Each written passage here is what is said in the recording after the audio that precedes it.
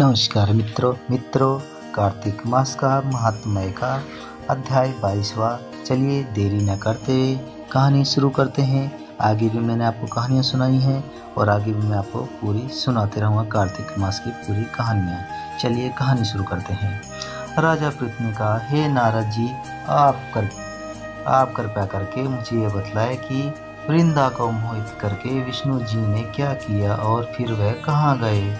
सब देवता स्तुति करके मौन हो गए तो भगवान शंकर ने प्रसन्न होकर देवताओं से कहा, हे ब्रह्मा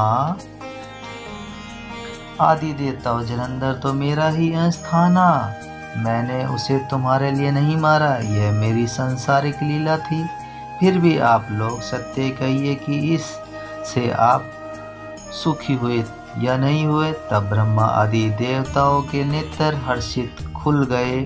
उन्होंने शिव जी को प्रणाम करके विष्णु जी का सब सत्वत कहा सुनाया और उनकी पूरी बात बताई। विष्णु जी ने क्या किया शंकर जी को, तो उन्होंने बड़े प्रयत्न से वृंदा को मोहित करके किया था तथा वह अग्नि में प्रवेश करके परम गति को प्राप्त हुई। देवताओं ने यह भी कहा कि तभी से वृंदा की सुंदरता को पर मोहित हुए विष्णु जी उनकी चिता की राख लपेटे हुए इधर उधर घूमते हैं। अंत आप उन्हें समझाइए, क्योंकि यह प्रकृति का चराचर आपके अधीन है। देवताओं से यह सब सुनकर शंकर जी ने उन्हें अपनी दुरुस्ता का माया को समझाया और कहा, यह सारा जगत उसी के अधीन है, उसी से मोहित है। विष्णु भी काम के वश में हो गए हैं, परंतु महादेव, उमा, श्री देवी, त्रिदेवी, जननी सबसे परे वह मूल प्रकृति पर परम मनोहर है, वह गिरजा भी कहलाती है। विष्णु जी का मोह दूर करने के लिए आप सब उनकी शरण में जाइए। यदि वह प्रसन्न हो जाएगी तो आपका सब काम हो जाएगा। शंकर जी की आज्ञा सब देवता मूल प्रकृति को प्रसन्न करने चले गए। उनके पास पहुँचे और उनकी बड़ी स्तुति की। तब आकाशवाणी हुई, हे देवताओं, मैं 3 प्रकार से तीनों गुणों से युक्त होकर स्थिति होती हूँ। सतगुण से गौरी, रजोगुण से ज्योति, रूप गुण से होती हूँ। यदि तथा आप लोग मेरी रक्षा यदि सादर उन देवियों के पास जाकर, तो वह तुम्हारे मनोरथ का पूरा कर देगी। यह सुनकर देवताओं के नेत्र खुल गए। वे भगवती का आदर करते हुए गौरी लक्ष्मी और सरस्वती को प्रणाम करने लगे।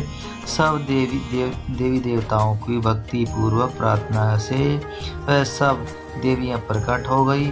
सभी देवताओं ने खुश होकर निवेदन किया। तब देवियों ने कुछ बीज देकर कहा, इन्हें ले जाकर दे दो और सब तुम्हारे काम सिद्ध हो जाएंगे। ब्रह्मा देवता उन सभी बीजों को ले जाकर विष्णु जी के पास गए। वृंदा की चिता की भूमि में डाल दिया, जिससे धरती माता एवं तुलसी प्रकट हुई। विष्णु जी ने जो ही उन स्त्री रूप वाली वनस्पति को देखा तो वह उठकर बैठ गए।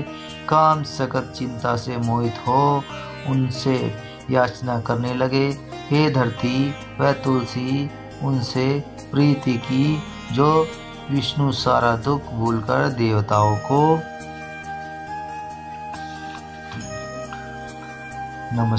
नमस्कार करते हैं और अपने लोक को चले गए। वह पूर्वत सुख हुए शंकर जी का स्मरण करने लगे। वह सब आख्यान शिव जी की भक्ति है। तो ऐसे हैं हमारे नाथों के नाथ भोलेनाथ कि उनकी सब माया है इसमें। और ये कार्तिक मास का महीना है। मैं आगे भी कहानी सुनाता आया हूँ आपको। कहानी मित्रों यहीं तक थी, कहानी समाप्त हुई। तो ऐसे थे हमारे विष्णु भगवान कि वो जो ये वृंदा थी इतनी सुंदर थी कि उसमें सुंदरता में मोहित हो गए थे। और मोहित भी एक माया है, ऊपर वाले ने माया बनाई है। शंकर ने, देवी ने, लक्ष्मी ने, सभी देवियों ने एक माया बनाई है कि माया से सब मोहित हो जाते हैं और माया से सब ठगे जाते हैं। तो इससे आप बच करके रहिएगा।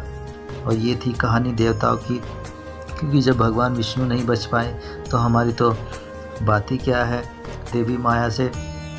तो मित्रों, मेरी कहानी कैसी लगी मुझे कमेंट करके हरि नारायण श्रीमन नारायण हरे हरे कृष्णा, ये हर हर महादेव जरूर लिखिएगा कमेंट में। इससे भी बड़ा पुण्य मिलता है। अगर आप अपने कहानी में ऐसा पूरा नियम नहीं कर सकते हैं, कहानी में जो जो नियम हमने बताए हैं, कहानी में मैंने बताए हैं, अगर आप वो नहीं कर सकते हैं तो हर हर महादेव आप लिख सकते हैं, श्री विष्णु नारायण लिख सकते हैं, हरे कृष्णा लिख सकते हैं। आप ये भी लिख करके आप मुझे कमेंट करके बता सकते हैं। इसका भी आपको बड़ा पुण्य मिलेगा।